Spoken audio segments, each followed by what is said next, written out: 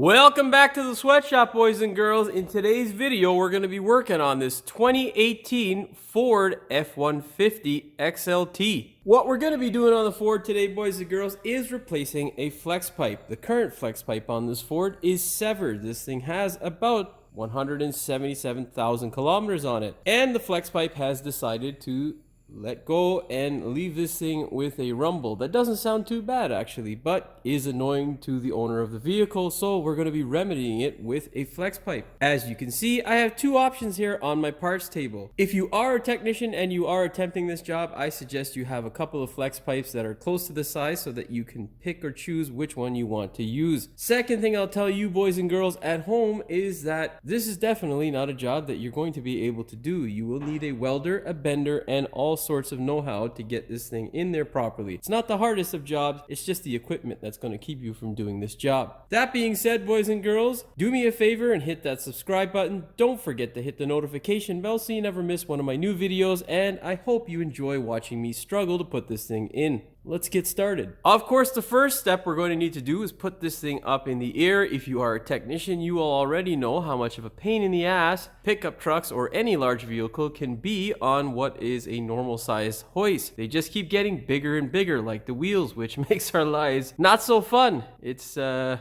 complete opposite of a hot dog down a hallway. So yeah, you can imagine how much of a pain it is sometimes to get these things on the hoist. Make sure you take your time and get it on the hoist properly. I don't suggest doing this with jack stands and a jack in the driveway if you are crazy enough to attempt this, because these things are so heavy. The jack stand's probably going to sink into your driveway. Get it up in the air, boys and girls. And there, boys and girls, just before our muffler is our flex pipe that is let go. Now, boys and girls, it is important that you understand that these pickup trucks have many different variations. This particular one is a 2018 Ford F150 XLT 4-wheel drive 3.5 liter EcoBoost. So that's what we're working on, and if you have the same car, you should have this thing lying just before your muffler. As you can see here, we have a little bit of a gap, so we're going to need to compensate for that gap when we are replacing our flex pipe. That way we don't end up with a flex pipe that prematurely ends up like this. Now, I will say that you probably can order this part because right here it is separated, but it'll come with your muffler and most likely your tailpipe. So that's probably going to cost you an arm and a leg. The second thing is it's going to be a real pain in the ass to separate, especially if you live in the Rust Belt like this car does. Of course, as you well know by now, if you've watched my videos in the past, Rust Belt cars are a pain in the ass. So you want to minimize the amount of stress that you have in your life by simply doing what is best for you. So simply, as a Rust Belt mechanic, you want to make sure you're making the job as easy as possible for yourself and not giving yourself any more headache than needed. So today, we're going to just zip this guy off here. We're going to zip this guy off here. That being said, boys and girls, there is a method to my madness. Essentially, whenever doing this, you want to remove as little pipe as possible. The reason being, it is easy to cut pipe out, but it is a pain in the ass to add pipe. So you can always recut quite easily as compared to welding in a new piece. With that logic, what we're going to do is cut right at the neck here and right at the neck here, and then assess which flex pipe is going to fit best for us. Get a Sawzall if you're crazy enough to do this at home. Now, boys and girls, whenever cutting into mild steel or doing exhaust work, I love to start with my death wheel. The reason being is the death wheel does a really good job of cutting into pipe. That being said, they don't call it a death wheel for no reason. This thing likes to spontaneously combust and hit you in places you don't want to be hit. So it is wise to wear long sleeves, eyeglasses, a mask, and hearing protection, because you don't want to end up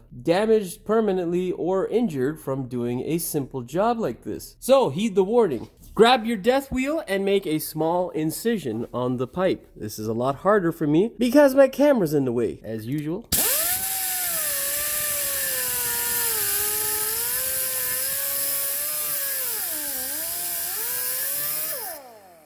Essentially, that is the result that you want to end up with an incision so that you can slide your Sawzall blade in nice and comfortably and saw through this thing. The Sawzall blade has a tendency to jump all over the place, which can be a bit of a pain in the ass. Now, unfortunately, because my camera's in the way and very expensive, I don't want any of these shards of hot metal hitting the lens and damaging it. So I'm gonna have to do this off camera. I'll be back. Once you have put a deep enough incision that you can comfortably line up your saw, what you're going to do is, of course, saw the thing off.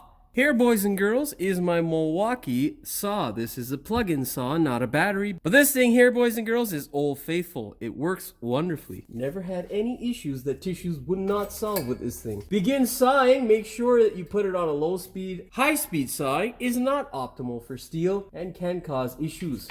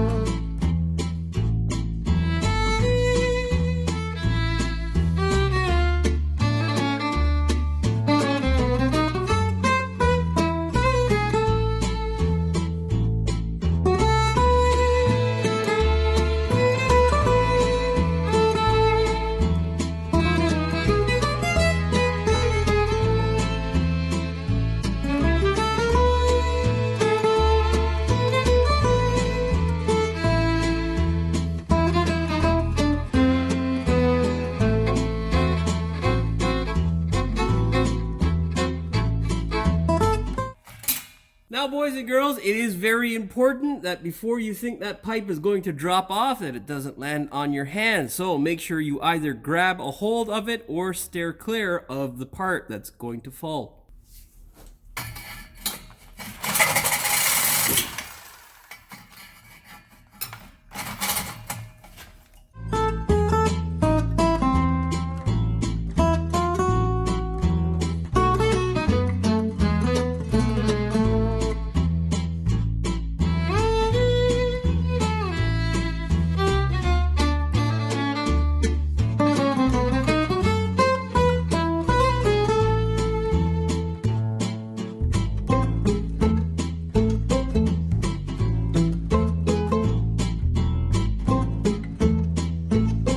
Also, try your absolute best to avoid hitting the wells because they're a pain in the ass to cut through.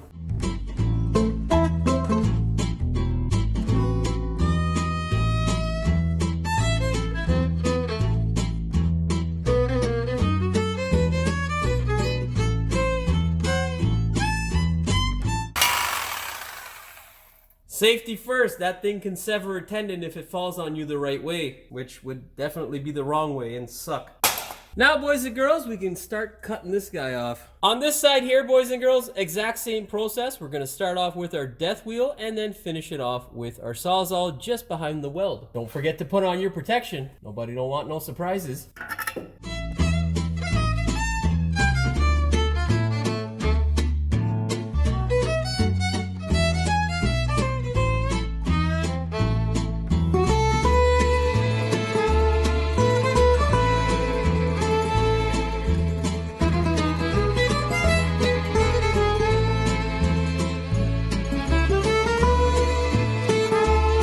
See, with the death wheel, it's like butter.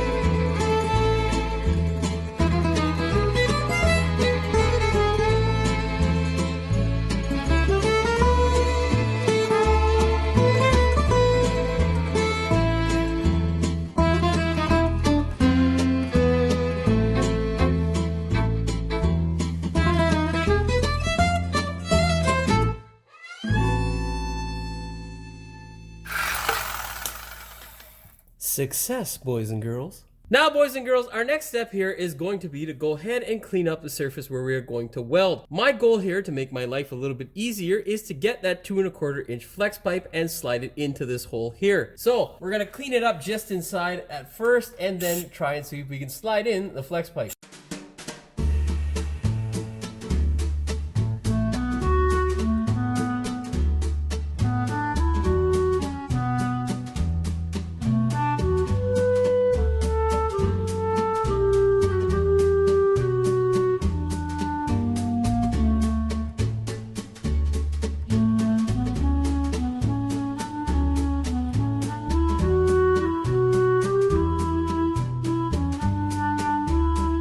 course, do the other side.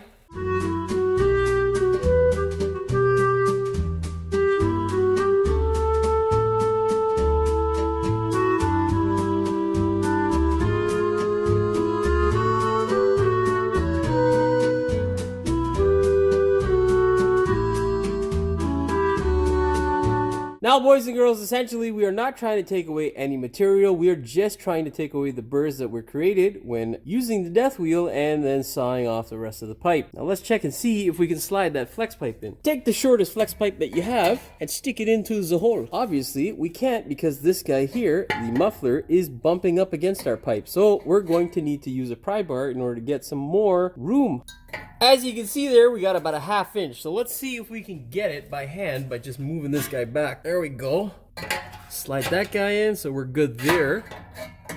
And we're good on this side. That tells me two things, boys and girls. We have room for 2 1/4, so we'll be perfect when sliding this thing in. Now all we need to do is determine which flex pipe we're going to use. Now, boys and girls, here, of course, is the easiest choice. This thing will fit in there and we can weld it up relatively easy. But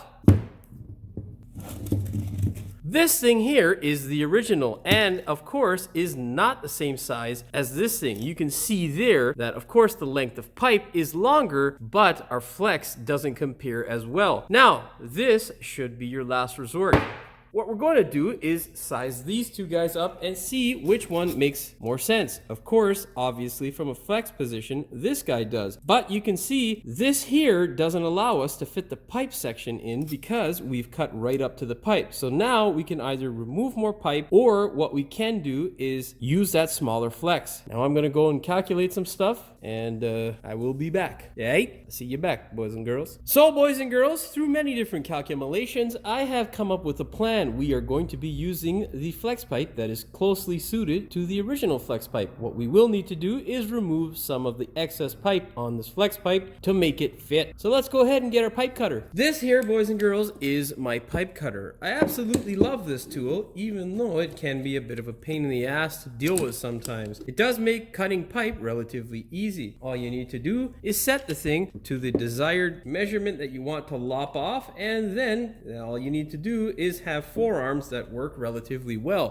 which I can say that I am, as I get older, starting to miss. And then you just keep rotating it like this, and then eventually this piece of pipe here will get scored to the point where it can no longer attach itself to this and fall off. I'm going to continue this process off camera because this shot here will make you at home as well as the camera go crazy. Now let me get to cutting. Now, of course, do the other side if you need to for your application. If you're doing it like me, boys and girls, you should end up with a result like this. Now, let's go try and shove this thing into the car. What I have done, boys and girls, is cut off majority of the material on either side of the neck, about a 1/2 inch, and I have left myself a 1/2 inch of overlap in pipe. That way, we have something to weld to. You never want to butt weld just because it makes it a lot harder for yourself, and there's really no reason to it. What we're going to do now, before we slide our pipe in, is of course clean up this surface here so that when we weld, we don't get all kinds of rust traveling into our weld puddle.